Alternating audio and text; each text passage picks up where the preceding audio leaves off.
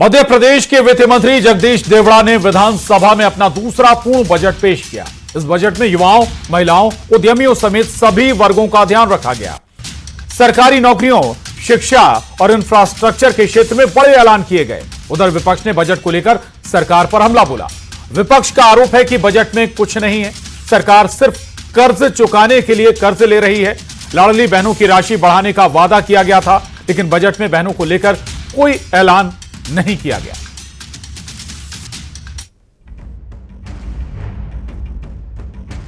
मध्य प्रदेश का बजट ज्ञान पर फोकस। ये बजट गांव, गरीब और खास करके व्यवस्थित प्लानिंग के भरोसे से मध्य प्रदेश विकास के मामले में एक नई केवल सड़क पे चलने की स्थिति नहीं, हवाई उड़ान की तरफ आगे बढ़ेगा। लेकिन मैं समझता हूं कि जितने मंत्री घूम रहे हैं विकास की बात करते हैं, तो उनकी गाड़ियों में जो पेट्रोल डीजल भी भराता वो भी जनता का पैसा है। प्रदेश के हर वर्ग के खिलाफ, युवा, किसान, दलित, आदिवासी, पिछड़ा, सबके खिलाफ ही बजट है। आपकी जुमलेबाजी क्या नहीं चलेगा। में दिया गया है, सड़कों के लिए दिया गया, हर क्षेत्र में पर्याप्त पैसे की व्यवस्था है। लाडली बहना योजना अधूरा रह गया सपना।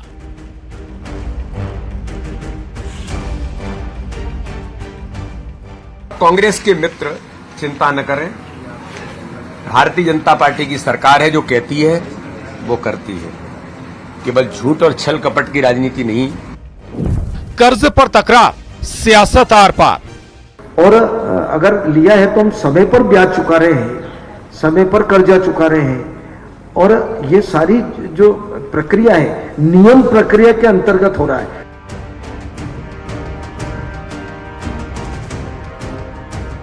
ये जनता के हित में नहीं है। जनता के सर पर कर्ज की पोटली है। 50,000 रुपए प्रति व्यक्ति कर्ज हो गया है। निश्चित रूप से मध्य प्रदेश सरकार का ये बजट, डॉक्टर मोहन यादव जी की सरकार का ये बजट मध्य प्रदेश की नई इमारत लिखेगा। बजट आ गया और सियासत शुरू हो गई। विपक्ष का आरोप है कि कर्ज चुकाने के लिए कर्ज लिया जा रहा है। लाडली बहना योजना की राशि नहीं बढ़ाई गई है। सरकार के कर्ज से प्रदेश की जनता पर आर्थिक बोझ बढ़ रहा है। उधर बीजेपी का दावा है कि बजट हर वर्ग के हित में है। आखिर सरकार का बजट कितना फिट रहा, इसी पर करेंगे महाडिबेट में चर्चा। तो उम्मीदों का बजट कितना फिट, ये सवाल इसलिए क्योंकि विपक्ष ने सरकार के बजट को कर्ज चुकाने वाला बताया है। साथ ही लाडली बहना योजना को लेकर बड़े ऐलान की उम्मीद थी, लेकिन ऐसा कुछ हुआ नहीं। बीजेपी बजट को फिट बता रही है, लेकिन विपक्ष इसे अनफिट बजट बता रही है। इसी पर करेंगे चर्चा, लेकिन पहले सवालों पर नजर। और हमारे आज के बड़े सवाल, फिट या अनफिट, कैसा रहा बजट? वाकई ये विपक्ष जो कह रहा है वो सही है या फिर सरकार जो दावा कर रही वो ठीक है? बड़े ऐलान, क्या रह गई कमी? क्या कुछ ऐसा छूट गया जिसके लिए कुछ करने की दरकार थी? तीसरा सवाल, बढ़ते कर्ज का सॉल्यूशन क्या है? वाकई 4 लाख करोड़ तक जो कर्ज है वो मध्य प्रदेश पर पहुंच गया है। महत्वपूर्ण सवाल, इन पर हम चर्चा करेंगे, लेकिन सबसे पहले अपने आप बेहद खास मेहमानों से आपका तारुफ करा देते हैं। सतीश एलिया जी वरिष्ठ पत्रकार हमारे साथ हैं, स्वागत आपका। राम दांगोरी जी प्रवक्ता बीजेपी, मृणाल पंत जी प्रवक्ता कांग्रेस, आप दोनों का बहुत स्वागत। तनुज दीक्षित जी राजनीतिक विश्लेषक हमारे साथ इस चर्चा में हैं। चर्चा शुरू करें उससे पहले कुछ महत्वपूर्ण बात बता दें। कई बड़ी बातें हैं हमारे इस मध्य प्रदेश के बजट में। 5 सालों में हर संभाग में IIT लेवल का इंस्टीट्यूट खोलने का ऐलान सरकार कर रही है। मुख्यमंत्री लाडली बहना योजना का भी जिक्र हम करेंगे। कई और बात है, 9 अंतरराष्ट्रीय hockey turf, 5 synthetic athletics track, 56 खेल स्टेडियम, 7 लाख से ज्यादा सरकारी कर्मचारियों को तोहफा भी सरकार कह रही कि हमने दिया है, और 3 लाख से ज्यादा नौकरियों का भी जिक्र सरकार कर रही है। ऐसी कई बातें हैं जो हम अपनी चर्चा में आगे बढ़ाएंगे, लेकिन सबसे पहले तनुज दीक्षित जी आपसे आज चर्चा की शुरुआत करते हैं। ये बताइए, ये बजट पॉलिटिकल एस्पिरेशंस पूरी करने वाला बजट था, जनता की आशाएं पूरी करने वाला बजट था, या फिर उद्योग जगत की जरूरतें इस बजट में पूरी होती हुई नजर आई हैं? तनुज जी।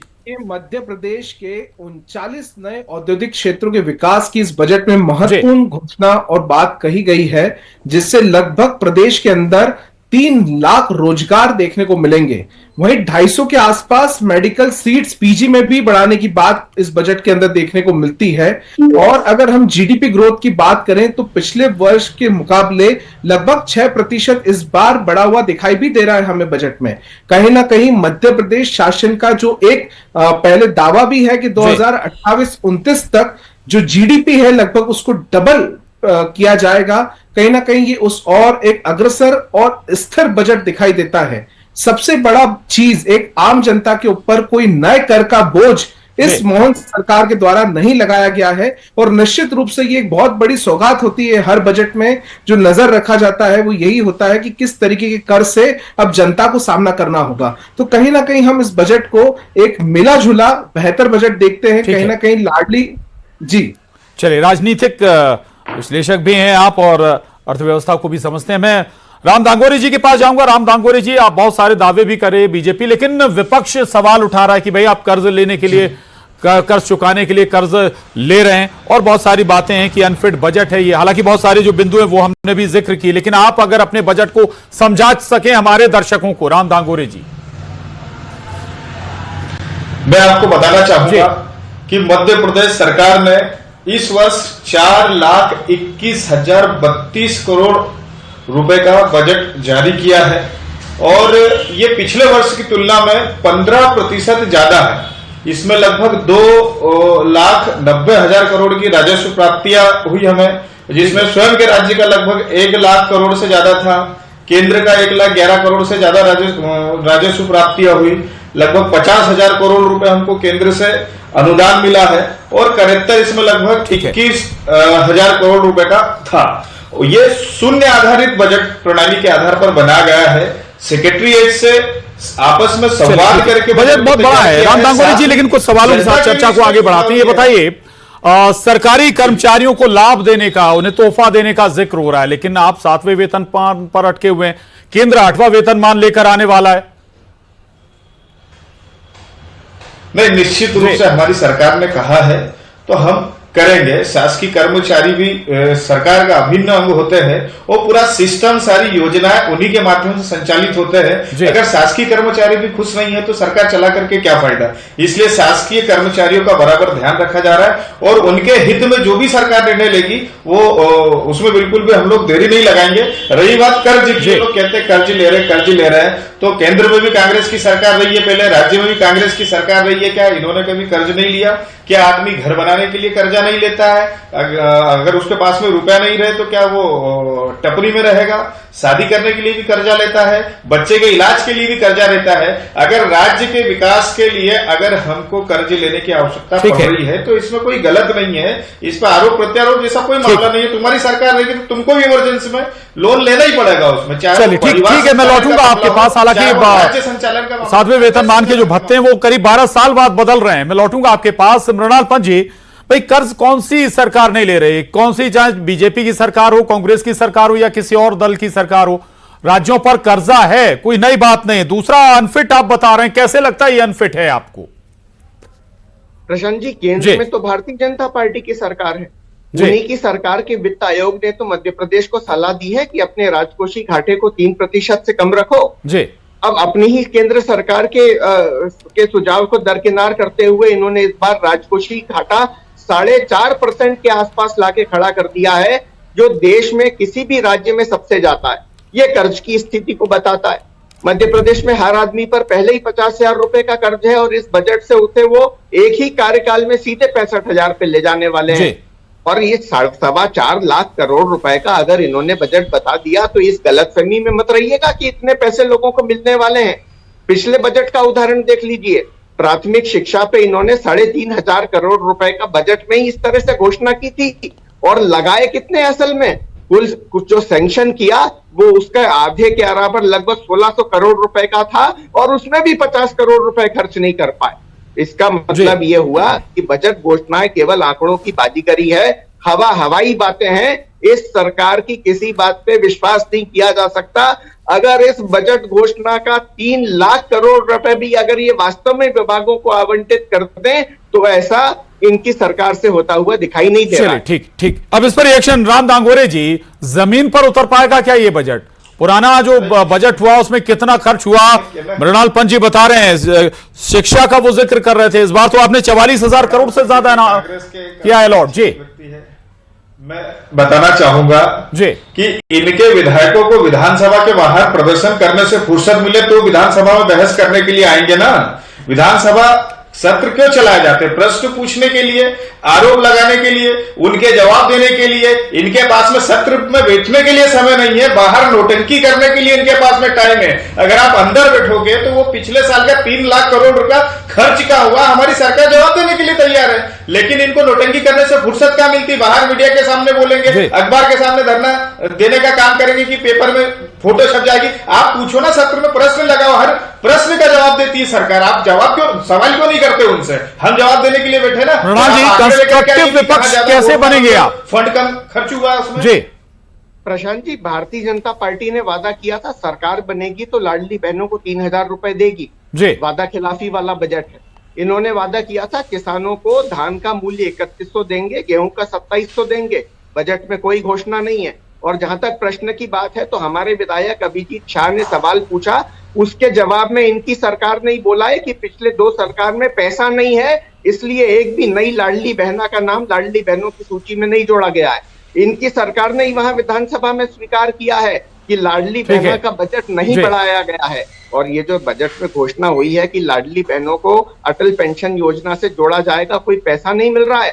जो 1500 रुपए दिए जाते थे उसमें से भी पैसा काट के पेंशन में डाल दिया जाएगा, क्योंकि इन सरकार के पास उनको अलग देने के लिए पैसा नहीं है। ये लाडली बहनों, गरीबों। मैं सतीश जी के पास जाऊं, उससे पहले लाडली बहना पर एक रिएक्शन जरूर बनता है। राम दांगोरे जी, लाडली बहना योजना का बजट नहीं बढ़ा है, आपको तो 3,000 रुपए करने हैं, 1250 पर अटकी हुई है योजना। चाहूंगा दांगोरे जी,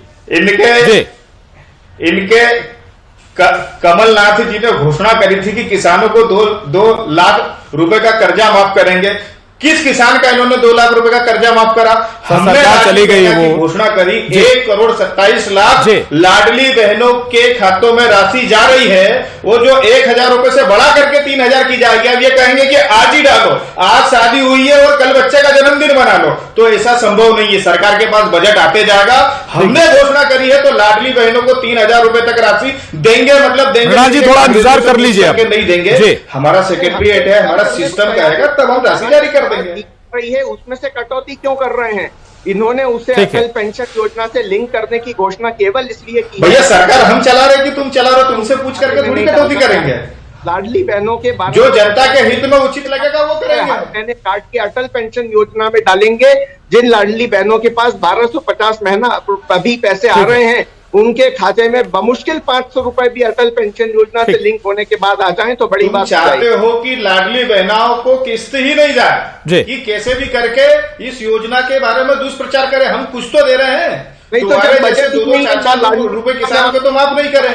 2 लाख बोला और 150 रुपए माफ कर दो, 2 लाख डालते ना पूरे खाते में, सरकार नहीं देती। तो ये काम कैसे सरकार की है?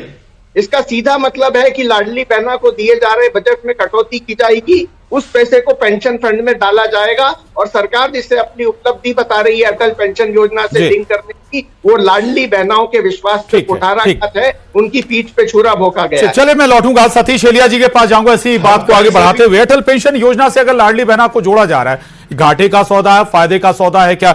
दूसरी बात, जो अलॉटमेंट किया गया है सतीश जी, इंफ्रास्ट्रक्चर के लिए 70,000 करोड़ से ज्यादा, कृषि के लिए 39,000 करोड़ से ज्यादा, स्वास्थ्य बाल विकास विभाग के लिए 50,000 करोड़ से ज्यादा, शिक्षा के लिए 44,000, सिंचाई के लिए 17,000 करोड़, जल जीवन मिशन के लिए भी 17,000 करोड़ से ज्यादा। तो लगता है कि मूलभूत जो जरूरतें हैं, आधारभूत जो जरूरतें हैं, उन पे सरकार फोकस कर रही है, निवेश कर रही है। ये दिशा तो ठीक नजर आती है सतीश जी। देखिए, आपने जो चीज़ें बताई हैं वो तो बहुत स्वाभाविक है कि जब बजट बनता है तो किस विभाग को कितने दिया जाएगा और बढ़ के दिया जाता है, बहुत सामान्य बात है। लेकिन असल बात यह है कि जो रिजर्व बैंक ऑफ इंडिया की गाइडलाइन है 3% से ज़्यादा नहीं होना चाहिए राजकोषीय घाटा, वो इस बार के बजट में 4.66% है। हालांकि वित्त मंत्री जगदीश देवड़ा ने यह कहा कि केंद्र सरकार उसकी भरपाई करेगी, अनुमति लेगी। भारतीय जनता पार्टी का जो 22 साल का अभी तक का शासन है, इसके पहले भी लगातार जो बजट आते थे उसमें 3% की जो लिमिट है रिजर्व बैंक ऑफ इंडिया की, उसके तहत रहता था। तो ये पहली बार सबसे बड़ा बजट है, उसका आकार बहुत बड़ा है, लेकिन कर्ज भी उतना ही बड़ा है।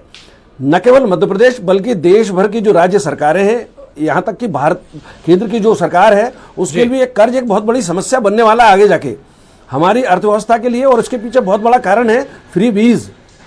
हम डिस्कशन क्या करते हैं कि लाडली लक्ष्मी को इतना देंगे, लाडली बहनों को इतना देंगे, फिर दिया नहीं दिया, इस तरह की जो बातों में पूरी राजनीतिक दल जो फंस गए हैं, ये अर्थव्यवस्था के लिए अच्छा नहीं है। एक तो ये, और दूसरी बात ये है कि जो कर्ज लगातार बढ़ रहा है ये निश्चित रूप से चिंता का विषय है। और एक और महत्वपूर्ण बिंदु है, जो कांग्रेस की सरकार हो मध्य प्रदेश में या बीजेपी की सरकार हो, इससे बिल्कुल अलग मध्य प्रदेश में सबसे ज्यादा बेट लगता है। जब चुनाव में जाते हैं तो हम ये वादा करते हैं कि बेट हम करेंगे। कमलनाथ जी ने ये कहा कि हम 5% बेट कम करेंगे, लेकिन जब सरकार आई तो नहीं किया। भारतीय जनता पार्टी भी नहीं करती। दूसरे राज्यों की तुलना में हमारे मध्य प्रदेश में पेट्रोलियम पदार्थ, डीजल पेट्रोल इतना महंगा है, आप उठा के देख लीजिए रोज के रेट, मध्य प्रदेश में 10 या 12 रुपए ज्यादा वो महंगा रहता है। इसका निश्चित रूप से जनता पर सीधा असर पड़ता है, और इस बजट में भी नहीं, और विपक्ष भी है उस मुद्दे को उठाने। तो सतीश ये सवाल ये तो क्या लाडली बहना योजना को, लाडली बहनों को अगर अटल पेंशन योजना से जोड़ा जा रहा तो कोई दूसरा रास्ता तलाश रही है क्या सरकार? सरकार को तलाशने ही पड़ेंगे। आप चुनाव जीत सकते हैं फ्री बीज से, ऐसी योजनाओं से ज्यादा वोट मिल सकता है, लेकिन वो आपकी अर्थव्यवस्था पर अंततः बोझ बनते हैं, और समाज में एक तरह से नकारात्मकता भी आती है। उसका दूसरा पहलू भी है कि लोग कम काम करने लगते हैं। एक साथ बहुत सारी जब फ्री की योजनाएं होती हैं तो लोग काम करने वाली शक्ति आपकी कम होती है कहीं ना कहीं। ये बजट उसको आगे जरूर बढ़ाया गया, और औद्योगिक विकास शास्त्र के भी अच्छे जानकार हैं सतीश एलिया जी। वो कह रहे हैं कि भाई जो अच्छा बजट है, जो गाइडलाइन है आरबीआई की, रिजर्व बैंक ऑफ इंडिया की, उससे आप आगे बढ़ गए, आगे निकल गए राजकोषीय घाटे में। देखिए, मैं आदरणीय सतीश जी से कहना चाहता हूं कि हर सरकार ने कर्ज लिया है, चाहे वो कांग्रेस की हो चाहे बीजेपी की हो। फिर स्पष्ट रूप से कह रहा हूं कि किसी भी पार्टी की सरकार हो उसके द्वारा कर्ज लिया गया है। अब सिचुएशन ऐसी बन जाती है कि कोई गरीब आदमी है, उसका बेटा बीमार हो गया है, अगर उसको पैसे की आवश्यकता है तो क्या वो कर्ज नहीं लेगा? लेना पड़ेगा। उसकी मजबूरी, वो लायबिलिटीज है, उसको घर बनाना है, परिवार का संचालन करना है, उसको कर्ज लेना पड़ेगा, क्योंकि ये उसकी लायबिलिटीज है। ऐसे ही राज्य का भी संचालन होता है, और राज्य के मुखिया को अपनी लायबिलिटीज निभानी पड़ेगी, अपनी जिम्मेदारियों को निभाना पड़ेगा। राज्य के विकास करने के लिए अगर कर्जा लिया जा रहा है तो हमारा मानना है कि कर्जा लेना गलत नहीं है, और हम उसके ब्याज की भी भरपाई कर रहे हैं। मृणाल जी कुछ कह रहे हैं। मृणाल जी, आपकी सरकार थी 15 महीने में, आप भी हर 2 महीने 3 महीने में कर्ज ले रहे थे आप भी। मृणाल जी नहीं है, नहीं, तुलना देखिए ना, जो नियम है 3% का, इसके अधीन रह के अगर हमने कर्ज लिया तो उसको सही तरीके से हमने उसका काम किया, उसका उपयोग किया। हमने वित्तीय अनुशासन को बाईपास नहीं किया, और साथ ही साथ हमने राजस्व के स्रोत बढ़ाए। हमने अगर कर्ज लिया तो उसके अनुपात में उससे ज्यादा हमने सरकार की आय बढ़ाई, बिना लोगों पर बोझ डाले, बिना नए टैक्स लगाए। हमने वित्तीय लीकेज रोके, हमने भ्रष्टाचार रोके, की खदानों की रॉयल्टी नहीं, इस बार के बजट में भी कोई नया टैक्स नहीं लगा है मृणाल जी। रोका भारतीय जनता पार्टी ने कोई टैक्स नहीं लगाया। कुणाल भैया, आप देख लीजिए कागज छान करके। परिवहन आरक्षक की गाड़ी में से 5-5 करोड़ रुपए और 50-50 किलो सोना निकल रहा है। अगर ये इस भ्रष्टाचार को रोक दें तो वित्तीय अनुशासन भी 3% के अंतर रहेगा। अब साहब, आपके यहाँ छापे पड़ते तो आप रोने लग जाते हो, और इसी पैसे रोना चालू कर देते हो आप। आपके यहाँ तो 2-3 हजार करोड़ रुपए निकलते हैं, टेम्पो और में पैसे लेकर के जाते हैं चुनाव के समय पे, और आप बोलते हो फलाना छापा लगवा रहा है, वो छापा लगवा रहा है, ये छापा लगवा रहा है। सबसे ज्यादा पैसा तो आपके यहाँ निकला है, और बजट तो सीधे कोई जुड़ा हुआ व्यक्ति भी नहीं निकला अभी तक। कोशिश कर रहे हैं, ये जो एक अवसर भारतीय जनता पार्टी के पास था मध्य प्रदेश के बजट को वित्तीय अनुशासन में रखते हुए विकास पे ले जाने का, आपने वो अवसर गंवा दिया।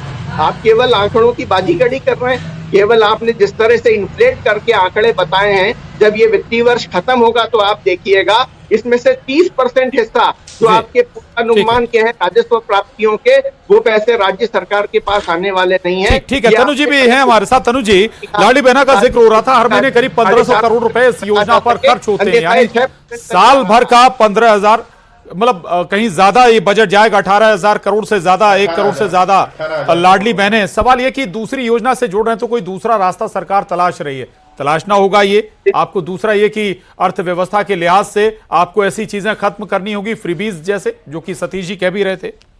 देखिए प्रशांत जी, फ्रीबीज को लेकर के माननीय सर्वोच्च न्यायालय ने भी कई बार टिप्पणियां की हैं, लेकिन बहुत वाजिब है। और हम देखते भी आ रहे हैं कि जो भी चाहे सत्ता में पार्टी आने के लिए जब चुनाव आते हैं तो ऐसा कौन सा दल है जो वादे और घोषणाएं जनता के साथ नहीं करता है। तो दावे, वादे और घोषणा ये हर दल का एक अपना वो होता है, स्टेट्स होता है उस चुनाव को इलेक्ट करने के लिए। निश्चित रूप से कहीं ना कहीं फ्रीबीज एक गलत भी मानी जाती है, लेकिन जनता बिना फायदे के सरकार नहीं चुनती है। चाहे कांग्रेस हो, बीजेपी हो, आप हो, कोई भी दल हो, सपा हो, सभी अपनी अपनी पॉलिसीज में जब घोषणा पत्र जारी करते हैं चुनाव के दौरान तो सभी उसमें कोई ना कोई फ्रीबीज की बातें करते हैं। लेकिन सरकार जिसकी बनती है, सत्ता में आती है, आरोप उसी पे लगाए जाते हैं। लेकिन निश्चित रूप से कहीं ना कहीं जनता को बेहद जो एक बजट की हम बात करें तो बेहद नपातुला बजट मुझे दिखाई देता है। फिस्कल डेफिसिट की यहां लगातार बातें हो रही हैं, लेकिन केंद्र उसकी खाना पूर्ति करने को तैयार है। और फिस्कल बजट ये भी शो करता है कि सतीश जी एक बड़ा आकर्षित किया एक डेटा ने कि हर संभाग में आईआईटी के स्तर के Madhya Pradesh institute of technology शुरुआत की जाएगी। मतलब उस लेवल के, आईआईटी के लेवल के, यानी कि मध्य प्रदेश भी अब टेक्नोक्रेट्स, बेहतर टेक्नोक्रेट्स पैदा करेगा। ये आकर्षित कर रहा था। 3 लाख नई नौकरियों का भी वादा सरकार अपने इस बजट में इस बार कर रही है। लगता है इस जमीन पर उतरेंगी चीजें। देखिए, मैंने आपसे पहले भी कहा था कि इन्वेस्टर समिट में जो सरकार ने एमओयूज किए और जो बातें उस समय कही, ये बजट उसको आगे ले जाता है। वो भले ही एक ट्रेनिंग इंस्टीट्यूट्स के बारे में हो, उद्योगों को सुविधाएं देने के बारे में हो, ईज ऑफ डूइंग के बारे में हो, बजट सही दिशा में जा रहा है। लेकिन बजट होता है असल में वित्तीय लोखा जोखा, और इसमें वित्तीय अनुशासन बहुत आवश्यक है। भले ही केंद्र ने आश्वासन दिया हो या केंद्र उसको पूर्ति करेगा, लेकिन एज ए आप स्टेट बजट आप देखेंगे तो ये बजट वित्तीय अनुशासन, इसके पहले राघव जी भाई ने 10 बजट पेश किया, जगदीश देवड़ा के ही पुराने बजट आप देख लीजिए, उसमें 3% के अंदर वो रहता आया है। और राम दांगोरी जी, मैं 29 बजट कवर कर चुका हूं अभी तक। ये जो आप कह रहे हैं कर्ज लेना पड़ता है विकास के लिए, मैं इससे सहमत हूं, लेना पड़ता है। हम भी मकान बनाते हैं, बहुत सामान्य सी और जो बात आप पहले भी कह रहे थे, यानी कि वाकई आपको अपना खर्चे और अपनी आमदनी इस पर जरूर ख्याल रखना होगा। उस हिसाब से बजट भी बनता है। वादे जरूर हैं, भरोसा है आपको, लेकिन इन तमाम जो आपने बजट में वादे किए उन्हें आपको जमीन पर जरूर उतारना होगा। बहुत शुक्रिया आप सभी खास मेहमानों का चर्चा में शामिल होने के लिए। महाडिबेट में